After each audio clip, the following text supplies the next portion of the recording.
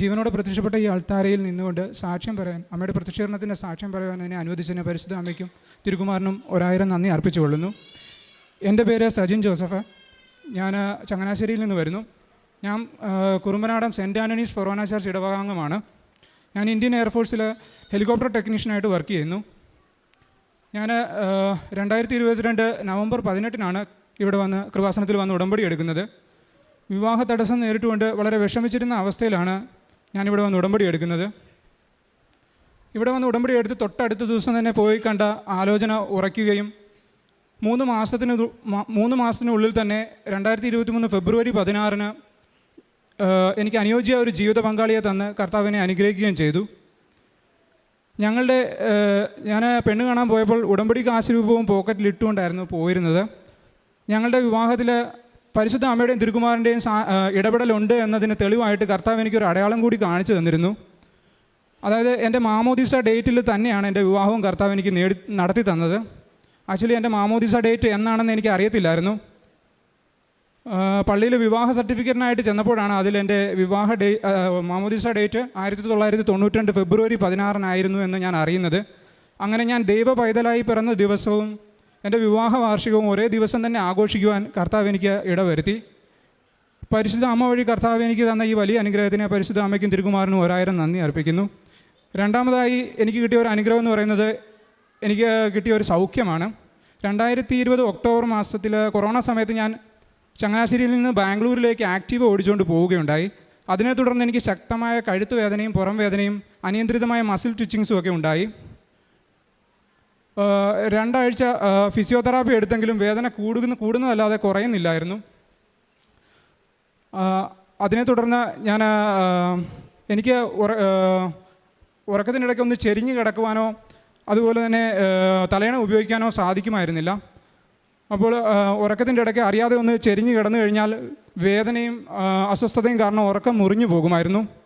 അതുപോലെ തന്നെ ഉറക്കത്തിൻ്റെ ഇടയ്ക്ക് കയ്യിലും കാലിലുമൊക്കെ മസിൽ ട്വിച്ചിങ്സ് അനിയന്ത്രിതമായിട്ട് ഈ പേശിമിടിപ്പ് ഉണ്ടാകുന്നത് മൂലം ഉറക്കം മുറിഞ്ഞു പോകുമായിരുന്നു. ഇങ്ങനെ ഉറക്കം മുറിഞ്ഞു കഴിഞ്ഞാൽ പിന്നെ ഉറക്കം കിട്ടാത്ത അവസ്ഥയായി. അങ്ങനെ 2-3 ആഴ്ചയോളം ഉറക്കം ശരിയാകാതെ ഓഫീസിൽ പോയിട്ട് ഡ്യൂട്ടി പോലും ശരിക്ക് ചെയ്യാൻ പറ്റാതെ ആകെ മാനസികമായി ഒത്തിരി വിഷമിച്ച് മരിച്ചാൽ മതിയായിരുന്നത് പോലും ഞാൻ ചിന്തിച്ചു പോയിട്ടുണ്ട്. അങ്ങനെ ഞാൻ ഏതായാലും ഒരു ഓർത്തോ ഡോക്ടർ കുറിച്ച ഒരു ഞരമ്പ് വേദനയ്ക്കുള്ള മരുന്ന് കഴിക്കാൻ തുടങ്ങിയതിനെ തുടർന്ന് എൻ്റെ മസിൽ ട്വിച്ചിങ്സിനൊക്കെ ശമനം ഉണ്ടാവുകയും നന്നായിട്ട് ഉറങ്ങാനും സാധിച്ചു. എന്നാൽ 3 മാസത്തിന് ശേഷം ഡോക്ടർ ഈ മരുന്ന് നിർത്തിക്കോളാൻ പറഞ്ഞപ്പോൾ ഞാൻ നിർത്തി നോക്കിയപ്പോൾ എനിക്ക് വീണ്ടും ഈ ഉറക്കത്തിൻ്റെ പ്രശ്നം അനുഭവപ്പെട്ടു തുടങ്ങി. അതായത് ഉറക്കത്തിൻ്റെ ഇടയ്ക്ക് വെള്ളം കുടിക്കാനോ മറ്റോ 3 മണിക്ക് 4 മണിക്കൊക്കെ എഴുന്നേറ്റ് കഴിഞ്ഞാൽ പിന്നെ എനിക്ക് ഉറക്കം കിട്ടത്തില്ലായിരുന്നു. അങ്ങനെ വീണ്ടും എനിക്ക് ആ മരുന്ന് കണ്ടിന്യൂ ചെയ്യേണ്ടി വന്നു. പിന്നീട് വിവാഹം ഉറപ്പിക്കുന്ന സമയത്തൊക്കെ ഞാൻ വീണ്ടും ആ മരുന്ന് ഒന്നുകൂടി നിർത്തി നോക്കി. പക്ഷേ അപ്പോഴും എനിക്ക് ഉറക്കത്തിൻ്റെ പ്രശ്നം അനുഭവപ്പെട്ടു തുടങ്ങി. അങ്ങനെ വീണ്ടും എനിക്ക് ആ മരുന്ന് കണ്ടിന്യൂ ചെയ്യേണ്ടി വന്നു. ഞാൻ ഉടമ്പടി എടുത്തപ്പോൾ നിയോഗം വെച്ച് പ്രാർത്ഥിക്കുകയും അതുപോലെ തന്നെ ഉടമ്പടി തൈലം കഴുത്തിൽ പുരട്ടി പ്രാർത്ഥിക്കുകയൊക്കെ ചെയ്തതിൻ്റെ ഫലമായിട്ട് ഉടമ്പടി 2ാമത് പുതുക്കി കഴിഞ്ഞപ്പോൾ എൻ്റെ വേദനകൾക്കെല്ലാം നല്ല ശമനം ഉണ്ടാവുകയും അതുപോലെ തന്നെ എക്സ്റേ എടുത്ത് നോക്കിയപ്പോൾ കഴുത്തിൽ യാതൊരുവിധ പ്രശ്നങ്ങളും ഇല്ല. ഇതിനു മുമ്പ് MRI എടുത്ത് നോക്കിയപ്പോൾ അതിൽ എനിക്ക് ഏർലി സെർവിക്കൽ സ്പോണ്ടിലിറ്റി ചേഞ്ചസ് ഉണ്ടെന്ന് കാണിച്ചിരുന്നു. പക്ഷേ ഞാൻ ഉടമ്പടി പുതുക്കി കഴിഞ്ഞ് 2ാമത് എക്സ്റേ എടുത്ത് നോക്കിയപ്പോൾ കഴുത്തിൽ യാതൊരുവിധ പ്രശ്നങ്ങളില്ല എന്ന് കാണിക്കുകയും അതുപോലെ തന്നെ വേദനകൾക്കെല്ലാം നല്ല ശമനം ഉണ്ടാകുകയും അനിയന്ത്രിതമായ മസിൽ ട്വിച്ചിങ്സ് പൂർണ്ണമായി സൗഖ്യപ്പെടുകയും അതുപോലെ തന്നെ ഉറക്കത്തിൻ്റെ പ്രശ്നം പൂർണ്ണമായി മാറിക്കിട്ടുകയും ചെയ്തു. പിന്നീട് ഇന്നേ വരെ എനിക്ക് ആ മരുന്ന് കഴിക്കേണ്ടി വന്നിട്ടില്ല. അമ്മ വഴി തിരുകുമാരൻ നൽകിയ ഈ മഹാസൗഖ്യത്തിന് 1000 നന്ദി അർപ്പിച്ചുകൊള്ളുന്നു. 3ാമതായി എനിക്ക് ഉണ്ടായ ഒരു അനുഗ്രഹം എന്ന് പറയുന്നത് എൻ്റെ ട്രാൻസ്ഫറിൻ്റെ കാര്യമാണ്. ഞാൻ ബാംഗ്ലൂരിൽ നിന്ന് എനിക്ക് ട്രാൻസ്ഫർ വരാറായിട്ടിരിക്കുകയായിരുന്നു. ഞാൻ ഹെലികോപ്റ്ററിൽ വർക്ക് ചെയ്യുന്നതുകൊണ്ട് ഞങ്ങളുടെ ഹെലികോപ്റ്റർ ഉള്ള സ്ഥലങ്ങളിൽ മാത്രമേ ഞങ്ങൾക്ക് പോസ്റ്റിംഗ് ലഭിക്കാറുള്ളൂ. ഞങ്ങളുടെ ഹെലികോപ്റ്ററാണ് ഉള്ളത് ഇന്ത്യയിലെ തന്നെ വളരെ റൂറൽ ഏരിയാസിലാണ് കൂടുതലും ഉള്ളത്. ഇതിന് ബാംഗ്ലൂരിന് മുമ്പ് ഞാൻ കട്ട് ചെയ്ത 3 സ്ഥലങ്ങളും അതായത് ബട്ടിൻഡ, സൂരത്ഗഡ്, ഫലോദി മുതലായ റൂറൽ എക്സ്ട്രീം ക്ലൈമറ്റ്സും ഒട്ടും സൗകര്യങ്ങളും ഇല്ലാത്ത സ്ഥലങ്ങളിലെ പോസ്റ്റിങ്ങിന് ശേഷം വേഴാമ്പലിന് മഴ കിട്ടിയതുപോലെ ആയിരുന്നു എനിക്ക് ബാംഗ്ലൂരിൽ പോസ്റ്റിംഗ് കിട്ടിയത്. ഇവിടുത്തെ 5 വർഷത്തെ കാലാവധിക്ക് ശേഷം വീണ്ടും അതുപോലെയുള്ള നോർത്തിലോ ഈസ്റ്റിലോ മറ്റുമുള്ള റൂറൽ ഏരിയാസിലേക്ക് ഫാമിലിയായിട്ട് പോകേണ്ടി വരുമല്ലോ എന്ന് വിഷമിച്ചിരിക്കുന്ന അവസരത്തിൽ ഞങ്ങൾക്ക് കിട്ടാവുന്നതിലൊരു ബെസ്റ്റ് പോസ്റ്റിംഗ് എന്ന് പറയുന്നത് ചണ്ഡീഗഡാണ്. അവിടെയാണെങ്കിൽ ബാംഗ്ലൂരിലെ പോലെ തന്നെ എല്ലാ സൗകര്യങ്ങളുമുള്ള ഒരു സ്ഥലമാണ് എന്ന് മാത്രമല്ല, അവിടുത്തെ ഞങ്ങളുടെ വർക്കിംഗ് കൾച്ചറും നല്ലതായിരുന്നു. കാരണം മറ്റ് ഞങ്ങളുടെ ഹെലികോപ്റ്റർ യൂണിറ്റുകളിലെ പോലെ വളരെ തിരക്ക് പിടിച്ചതും ടെൻഷൻ പിടിച്ചതുമായിട്ടുള്ള ഒരു വർക്കിംഗ് കൾച്ചർ ആയിരുന്നില്ല അവിടുത്തേത്. അവിടെ ഞങ്ങളുടെ ഓവറോളിംഗ് ഒക്കെ നടക്കുന്ന സ്ഥലമായതുകൊണ്ട് തന്നെ ഒരു ടെൻഷനൊന്നും ഇല്ലാത്ത പണിയാണ്, ടൈം ബേസ്ഡ് ആയിട്ടുള്ള പണിയാണ്. അതുകൊണ്ട് തന്നെ ഞങ്ങളുടെ ഹെലികോപ്റ്ററിൽ വർക്ക് ചെയ്യുന്ന എല്ലാവരും ആഗ്രഹിക്കുന്ന ഒരു സ്ഥലമാണ് ചണ്ഡീഗഡ്. ഇപ്പോൾ ഒരു നല്ല പോസ്റ്റിങ്ങിന് ശേഷം വീണ്ടും ഒരു നല്ല പോസ്റ്റിംഗ് കിട്ടുക എന്ന് പറയുന്നത് വളരെ റെയറാണ്. അപ്പം ഞാനാണെങ്കിൽ ഉടമ്പടി ലാസ്റ്റ് പുതുക്കാൻ വന്നപ്പോൾ എനിക്ക് അടുത്ത അതുമാത്രമല്ല, ഞങ്ങളുടെ ചണ്ഡീഗഡിലെ ബേസിനടുത്ത് തന്നെ ദിവസവും മലയാളം കുർബാനയുള്ള ഒരു പള്ളിയും കൂടി ഉണ്ടായിരുന്നു.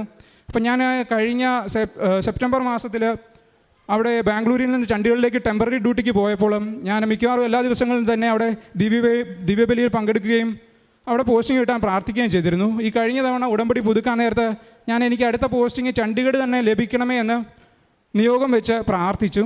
എൻ്റെ പ്രാർത്ഥനയിൽ ഞാൻ ജോസഫ് അച്ഛൻ പറഞ്ഞ ഒരു കാര്യം കൂടി ഇംപ്ലിമെൻ്റ് ചെയ്തുകൊണ്ടാണ് പ്രാർത്ഥിച്ചത്. അച്ഛൻ പറഞ്ഞിട്ടുണ്ട്, നമ്മുടെ പ്രാർത്ഥന പെട്ടെന്ന് സഫലമാകണമെങ്കിൽ നമ്മൾ ഭൗമാംശത്തിനൊപ്പം ദൈവാംശവും കൂടി ആഡ് ചെയ്ത് നമ്മൾ പ്രാർത്ഥിക്കണമെന്ന്.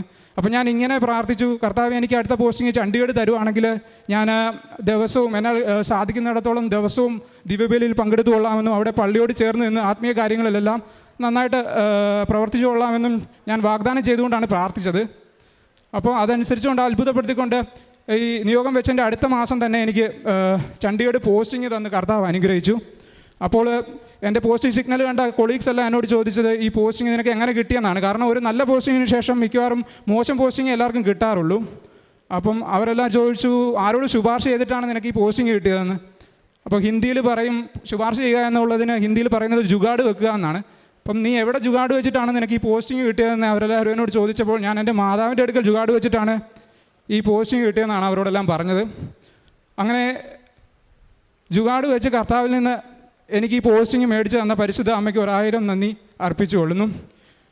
ഇതുപോലുള്ള ഭൗതിക കാര്യങ്ങൾ മാത്രമല്ല, ആത്മീയമായിട്ടും ഒട്ടനവധി നന്മകൾ നൽകി കർത്താവിനെ അനുഗ്രഹിച്ചു ഉടമ്പടിയിലൂടെ. ആത്മീയമായിട്ട് ഒത്തിരി വളരുവാനും അതുപോലെ തന്നെ ആത്മീയ ആനന്ദം അനുഭവിക്കുവാനും എനിക്ക് ഉടമ്പടിയിലൂടെ സാധിച്ചു. മിക്കവാറും എല്ലാ ദിവസങ്ങളിലും തന്നെ ദിവ്യബലി അർപ്പിക്കുവാനും ദിവ്യബലിയിൽ പല വിചാരമൊന്നുമില്ലാതെ തീക്ഷ്ണമായിട്ട് ദിവ്യബലി അർപ്പിക്കുവാനും ഉടമ്പടിയിലൂടെ എനിക്ക് കഴിയുന്നു. അതുപോലെ തന്നെ മിക്കവാറും എല്ലാ ആഴ്ചകളിലും തന്നെ കുമ്പസാരിക്കുവാനുള്ള കൃപയും കർത്താവ് എനിക്ക് തന്നു.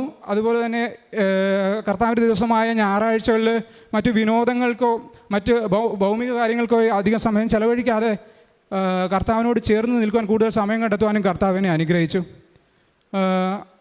പ്രേക്ഷിത പ്രവർത്തനമായിട്ട് ഞാൻ ചെയ്യുക എന്ന് പറയുന്നത് ബാംഗ്ലൂരിലായതുകൊണ്ട് തന്നെ മലയാളം, ഇംഗ്ലീഷ്, കന്നഡ, തമിഴ് മുതലായ ഭാഷകളിലുള്ള പത്രം മേടിച്ചുകൊണ്ട് പോയി അവിടുത്തെ അതാത് കമ്മ്യൂണിറ്റീസിൽ കൃപാസനത്തെപ്പറ്റി പറഞ്ഞും അതുപോലെ തന്നെ എനിക്ക് കിട്ടിയ അനുഗ്രഹങ്ങളെപ്പറ്റി പറഞ്ഞും ഒക്കെ പത്രം അവർക്ക് വിതരണം ചെയ്യാറുണ്ട്.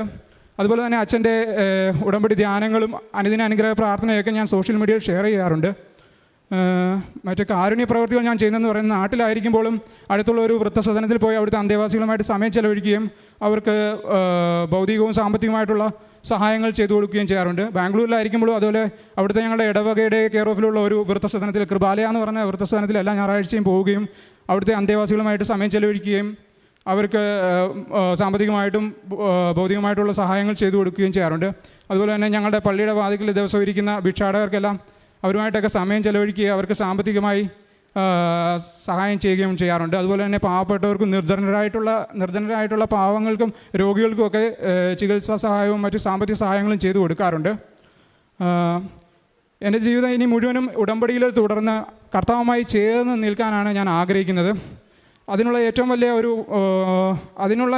നല്ലൊരു മാർഗമായിട്ടാണ് എനിക്ക് ഉടമ്പടി എനിക്ക് മനസ്സിലാക്കാൻ സാധിച്ചത്. അതിനുവേണ്ടിയുള്ള വലിയ കൃപയ്ക്കായിട്ട് നിങ്ങളെല്ലാവരും എനിക്ക് വേണ്ടി പ്രാർത്ഥിച്ചു കൊള്ളണമെന്ന് അപേക്ഷിച്ചുകൊണ്ട് നിർത്തുന്നു. യേശുവേ സ്തോത്രം, യേശുവേ നന്ദി, ആവേ മരിയ.